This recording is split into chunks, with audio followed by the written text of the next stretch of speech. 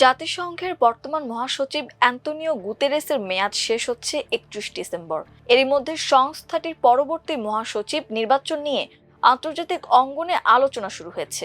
সম্ভাব্য প্রার্থীদের তালিকায় বিভিন্ন দেশের সাবেক রাষ্ট্রনেতা ও কূটনীতিকদের নাম ঘুরছে। সেই আলোচনায় নোবেল জয়ী ও বাংলাদেশের সাবেক প্রধান উপদেষ্টা ডক্টর মোহাম্মদ ইউনূসের নামও অনানুষ্ঠানিকভাবে উঠে এসেছে।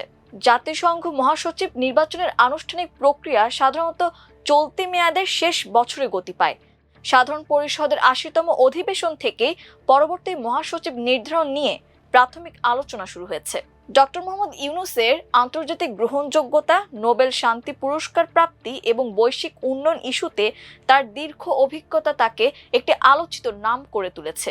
আন্তর্জাতিক পরিমণ্ডলে পরিচিতি ও গ্রহণযোগ্যতার বিবেচনায় তিনি বৈশ্বিক নেতৃত্বের উপযোগী ব্যক্তিত্ব, এমন আলোচনা নতুন নয়। তবে আঞ্চলিক ভারসাম্যের প্রশ্ন সামনে আসছে।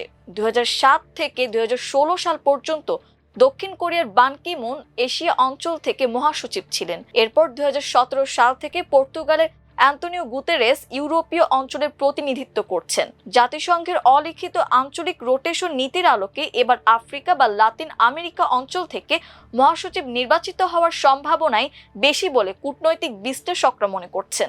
জাতিসংঘের মহাসচিব নির্বাচনকে ঘিরে ইতোমধ্যে বৈশ্বিক কূটনৈতিক তৎপরতা শুরু হয়েছে। তবে এই পদের জন্য জাতিসংঘের নিরাপত্তা পরিষদের ৫টি স্থায়ী সদস্য দেশের সমর্থন এবং কোনো ভেটো না থাকা বাধ্যতামূলক হওয়ায় ডক্টর ইউনূসের ক্ষেত্রে আন্তর্জাতিক রাজনৈতিক সমীকরণ ও পরাশক্তিগুলোর ঐকমত্যই চূড়ান্ত নির্ধারক হবে। ডক্টর ইউনূস ছাড়াও জাতিসংঘের পরবর্তী সম্ভাব্য মহাসচিব পদের জন্য আন্তর্জাতিকভাবে চিলির সাবেক প্রেসিডেন্ট মিশেল ব্যাশেলে, IAEA এর মহাপরিচালক রাফায়েল গ্রোসি এবং আংটাডের প্রধান রেবেকা গ্রিনস্প্যানের নাম ব্যাপকভাবে আলোচনায় রয়েছে। ডক্টর মোহাম্মদ ইউনূস ১৯৪০ সালের ২৮ জুন চট্টগ্রামে জন্ম নেন। তিনি ঢাকা বিশ্ববিদ্যালয় থেকে অর্থনীতিতে BA ও MA এবং যুক্তরাষ্ট্রের ভ্যান্ডারবিল্ট বিশ্ববিদ্যালয় থেকে PhD ডিগ্রি লাভ করেন।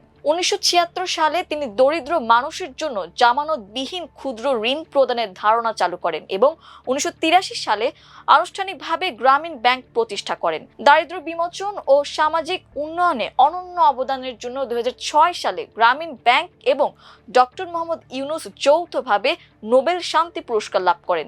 সামাজিক ব্যবসা, বিশ্বজুড়ে দারিদ্র্য, বেকারত্ব ও কার্বন নিঃসরণ মুক্ত পৃথিবী গড়তে তিনি 3-0 ও সামাজিক ব্যবসার ধারণা ছড়িয়ে দেন।